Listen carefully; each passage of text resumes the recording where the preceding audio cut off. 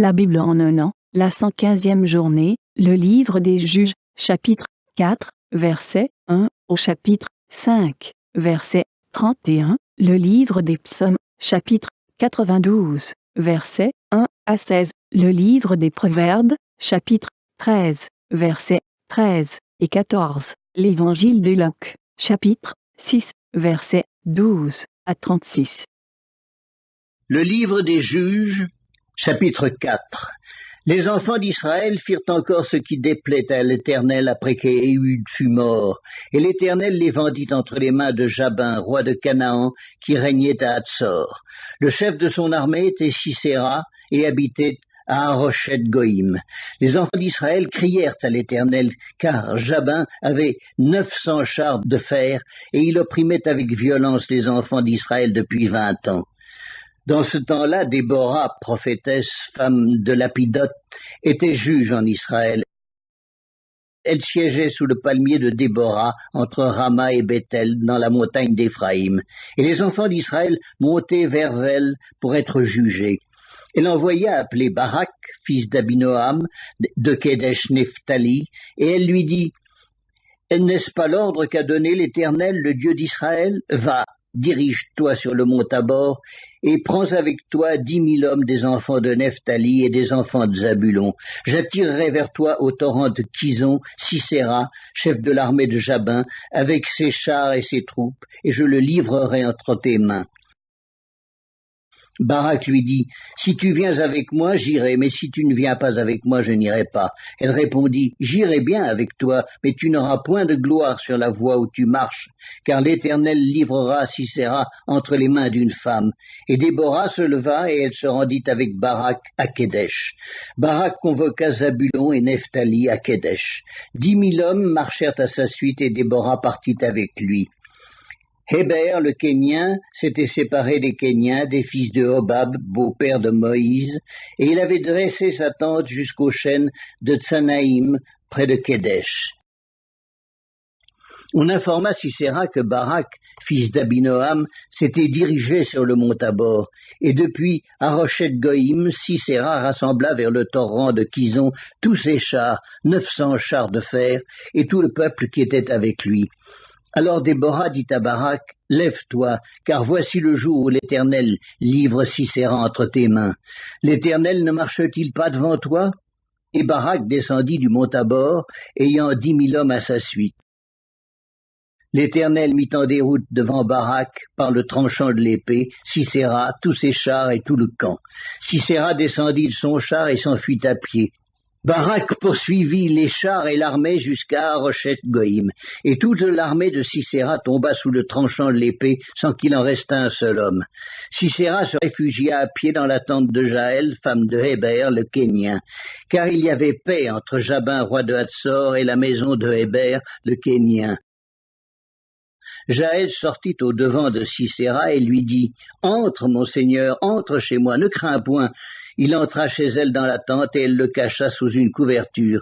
Il lui dit, « Donne-moi, je te prie, un peu d'eau à boire, car j'ai soif. » Elle ouvrit l'outre du lait, lui donna à boire et le couvrit. Il lui dit encore, « Tiens-toi à l'entrée de la tente, et si l'on vient t'interroger en disant, « Y a-t-il ici quelqu'un ?» tu répondras, « Non. » Jaël, femme de Héber, saisit un pieu de la tente, prit en main le marteau, s'approcha de lui doucement et lui enfonça dans la tempe le pieu qui pénétra en terre. Il était profondément endormi et accablé de fatigue et il mourut. Comme Barak poursuivait Sisera, Jaël sortit à sa rencontre et lui dit, « Viens, et je te montrerai l'homme que tu cherches. » Il entra chez elle, et voici, Sisera était étendu, mort, le pieu dans la tempe. En ce jour, Dieu humilia Jabin, roi de Canaan, devant les enfants d'Israël. Et la main des enfants d'Israël s'appesantit de plus en plus sur Jabin, roi de Canaan, jusqu'à ce qu'ils eussent exterminé Jabin, roi de Canaan. Le livre des Juges, chapitre 5. En ce jour-là, Déborah chanta ce cantique avec Barak, fils d'Abinoam. Des chefs se sont mis à la tête du peuple en Israël, et le peuple s'est montré prêt à combattre. Bénissez-en l'Éternel. Roi, écoutez, prince, prêtez l'oreille. Je chanterai, oui, je chanterai à l'Éternel, je chanterai à l'Éternel, le Dieu d'Israël. Ô Éternel, quand tu sortis de Séhir, quand tu t'avanças des champs d'Édom, la terre trembla et les cieux se fondirent, et les nuées se fondirent en eau. Les montagnes s'ébranlèrent devant l'Éternel, ce Sinaï devant l'Éternel, le Dieu d'Israël.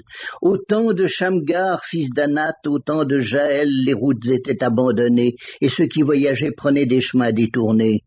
Les chefs étaient sans force en Israël, sans force. Quand je me suis levé, moi, Déborah, quand je me suis levé comme une mère en Israël, il avait choisi de nouveaux dieux. Alors la guerre était aux portes. On ne voyait ni bouclier ni lance chez 40 milliers en Israël.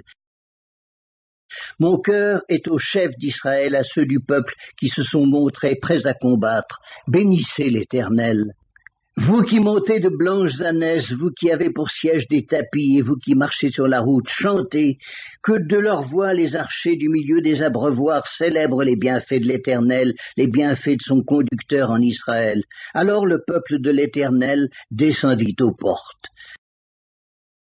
Réveille-toi, réveille-toi, Déborah, réveille-toi, réveille-toi, dis un cantique, lève-toi, Barak, et emmène tes captifs, fils d'Abinoam. Alors un reste du peuple triompha des puissants. L'Éternel me donna la victoire sur les héros. D'Éphraïm arrivèrent les habitants d'Amalek. À ta suite marcha Benjamin parmi ta troupe. De Makir vinrent des chefs et de Zabulon des commandants. Les princes d'Issachar furent avec Déborah, et Issachar suivit Barak, et il fut envoyé sur ses pas dans la vallée. Près des ruisseaux de Ruben, grandes furent les résolutions du cœur. Pourquoi es-tu resté au milieu des étables à écouter le bêlement des troupeaux? Au ruisseau de Ruben, grandes furent les délibérations du cœur. Galaad, au-delà du Jourdain, n'a pas quitté sa demeure. Pourquoi donc s'est-il tenu sur ses navires? Hazer s'est assis au rivage de la mer et s'est reposé dans ses ports. Zabulon est un peuple qui affronta la mort, et Nephtali de même sur les hauteurs des champs. Les rois vinrent, ils combattirent, alors combattirent les rois de Canaan, à Taanac, aux eaux de Megiddo. Ils ne remportèrent nul butin, nul argent. Des cieux ont combattu, de leur sentier les étoiles combattirent contre Sisera. Le torrent de Kison les a entraînés, le torrent des anciens temps, le torrent de Kison. Mon âme foule aux pieds les héros. Alors les talons des chevaux retentirent à la fuite précipitée de leurs guerriers. Maudissez mes roses, dit l'ange de l'Éternel, maudissez, maudissez ses habitants, car ils ne vinrent pas au secours de l'Éternel parmi les hommes vaillants. Béni soit entre les femmes Jaël, femme de Héber, le Kénien. Béni soit-elle entre les femmes qui habitent sous les tentes. Il demanda de l'eau, elle a donné du lait, dans la coupe d'honneur, elle a présenté de la crème. D'une main, elle a saisi le pieu, et de sa droite le marteau des travailleurs. Elle a frappé Sisera, lui a fendu la tête, fracassé et transpercé la tempe. Au pied de Jaël, il s'est affaissé, il est tombé, il s'est couché. À ses pieds, il s'est affaissé, il est tombé. Là où il s'est affaissé, là il est tombé sans vie. Par la fenêtre, à travers le treillis, la mère de Sisera regarde et s'écrie « Pourquoi son char tarde-t-il à venir? Pourquoi ses chars vont-ils si lentement ?» Les plus sages d'entre ces femmes lui répondent, et elle se répond à elle-même « Ne trouve-t-il pas du butin? Ne le partage-t-il pas? Une jeune fille, 2 jeunes filles par homme, du butin en vêtements de couleur pour Sisera, du butin en vêtements de couleur brodés, un vêtement de couleur, 2 vêtements brodés pour le coup du vainqueur. Périssent ainsi tous tes ennemis, ô Éternel. Ceux qui l'aiment sont comme le soleil quand il paraît dans sa force. » Le pays fut en repos pendant 40 ans. Psaume 92. Psaume, cantique pour le jour du sabbat. Il est beau de louer l'Éternel et de célébrer ton nom, ô Très-Haut, d'annoncer le matin ta bonté et ta fidélité pendant les nuits, sur l'instrument à 10 cordes et sur le luth, au son de la harpe. Tu me réjouis par tes œuvres, ô Éternel, et je chante avec allégresse l'ouvrage de tes mains.